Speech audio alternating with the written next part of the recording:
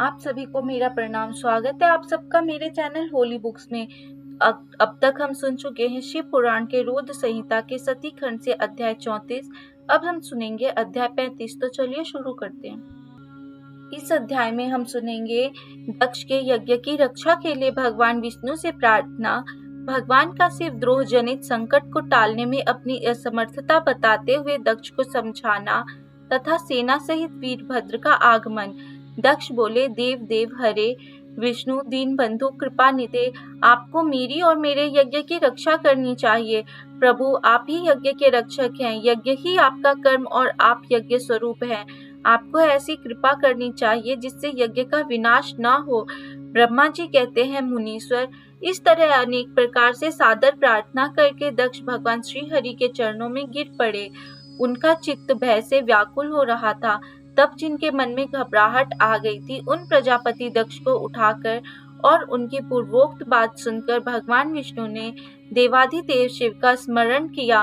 अपने प्रभु एवं महान ऐश्वर्य से युक्त परमेश्वर शिव का स्मरण करके शिव तत्व के ज्ञाता श्री हरि दक्ष को समझाते हुए बोले।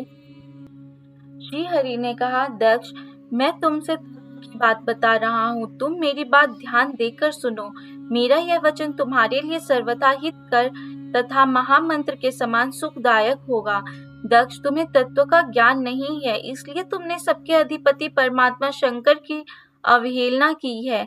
ईश्वर की अवहेलना करने से सारा कार्य सर्वथा निष्फल हो जाता है। केवल इतना ही नहीं, पग पग पर विपत्ति भी आती है। जहाँ अपूज्य पुरुषों की पूजा होती है और पूजनीय पुरुष की पूजा नहीं की जाती, वहाँ दरिद्रता, मृत्यु तथा भय, ये संकट अवश्य प्राप्त होंगे। इसलिए संपूर्ण प्रयत्न से तुम्हें भगवान वृषभध्वज का सम्मान करना चाहिए। महेश्वर का अपमान करने से ही तुम्हारे ऊपर महान भय उपस्थित हुआ है। हम सब लोग प्रभु के होते हुए भी आज तुम्हारी दुर्नीति के कारण जो संकट आया है उसे टालने में समर्थ नहीं है। यह मैं तुमसे सच्ची बात कहता हूँ। ब्रह्मा जी कहते हैं, नारद, भगवान विष्णु का यह वचन सुनकर दक्ष चिंता में डूब गए। उनके चेहरे का रंग उड़ गया और वे चुपचाप पृथ्वी पर खड़े रह गए। इसी समय वीरभद्र भगवान रुद्र के भेजे हुए गणनायक वीरभद्र अपनी सेना के साथ यज्ञ स्थल में जा पहुंचे। वे सब के सब बड़े शूरवीर, निर्भय तथा रुद्र के समान ही पराक्रमी थे। भगवान शंकर की आज्ञा से आए हुए उन गणों की गणना असंभव थी। वे वीर शिरोमणि रुद्र सैनिक जोर जोर से सिंहनाद करने लगे। उनके उस महानाद से तीनों लोक गूंज उठे। आकाश धूल से ढक गया और दिशाएं अंधकार से आवृत हो गई। सातों द्वीपों से युक्त पृथ्वी अत्यंत भय से व्याकुल हो पर्वत, वन और काननों सहित कांपने लगी तथा संपूर्ण समुद्रों में ज्वार आ गया। इस समय समस्त लोकों का विनाश करने में समर्थ उस विशाल सेना को देखकर समस्त देवता आदि चकित हो गए। सेना के उद्योग को देखकर दक्ष के मुंह से खून निकल आया। वे अपनी स्त्री को साथ ले भगवान विष्णु के चरणों में दंड की भांति गिर पड़े और इस प्रकार बोले। दक्ष ने कहा, विष्णु महाप्रभु, आपके बल से ही मैंने इस महायज्ञ को आरंभ किया है। सत्कर्म की सिद्धि के लिए आप ही प्रमाण माने गए हैं। विष्णु, आप कर्मों के साक्षी तथा यज्ञों के प्रतिपालक हैं। महाप्रभु, आप वेदोक्त धर्म तथा ब्रह्मा जी के रक्षक हैं। अतः प्रभु, आपको मेरे इस यज्ञ की रक्षा करनी चाहिए, क्योंकि आप सबके प्रभु हैं। ब्रह्मा जी कहते हैं, दक्ष की अत्यंत दीनता पूर्वक बात सुनकर भगवान विष्णु उस समय शिव तत्व से विमुख हुए दक्ष को समझाने के लिए इस प्रकार बोले। श्री विष्णु ने कहा, दक्ष, इसमें संदेह नहीं है कि मुझे तुम्हारे यज्ञ की रक्षा करनी चाहिए, क्योंकि धर्म परिपालन विषयक जो मेरी सत्य प्रतिज्ञा है वह सर्वत्र विख्यात है। परंतु दक्ष, मैं जो कुछ कहता हूँ उसे तुम सुनो। इस समय अपनी क्रूरता पूर्वक बुद्धि को त्याग दो।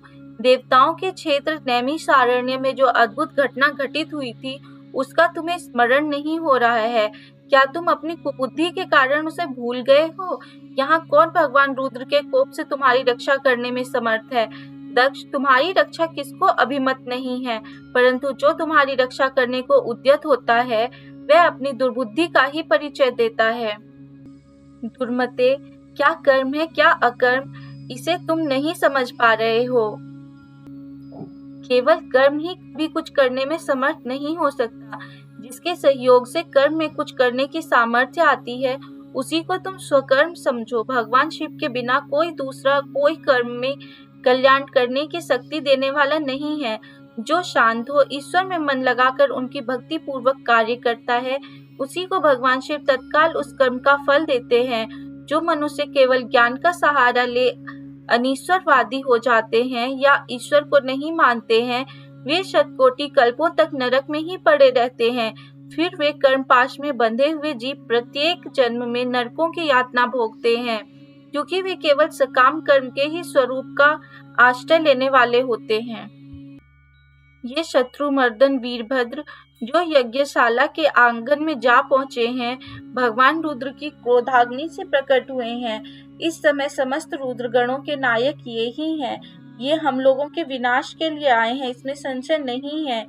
कोई भी कार्य क्यों न हो, वस्तुतः इनके लिए कुछ भी अशक्य है ही नहीं। ये महान सामर्थ्यशाली वीरभद्र सब देवताओं को अवश्य जलाकर ही शांत होंगे, इसमें संशय नहीं जान पड़ता। मैं भ्रम से महादेव जी की शपथ का उल्लंघन करके जो यहाँ ठहरा रहा, उसके कारण तुम्हारे साथ मुझे भी इस कष्ट का सामना करना ही पड़ेगा। भगवान विष्णु इस प्रकार कह ही रहे थे कि वीरभद्र के साथ शिवगणों की सेना का समुद्र उमड़ आया। समस्त देवता आदि ने उसे देखा। यहाँ पर हमारा अध्याय 35 भी समाप्त होता है। शीघ्र ही मैं आपसे मिलूंगी इसके अगले अध्याय में। तब तक अगर आपने मेरे चैनल को सब्सक्राइब नहीं किया है तो सब्सक्राइब कर लीजिए। वीडियोस अच्छी लग रही हो तो लाइक कीजिए और दूसरों के भी साथ शेयर कीजिए। ओम नमः शिवाय। हर हर महादेव।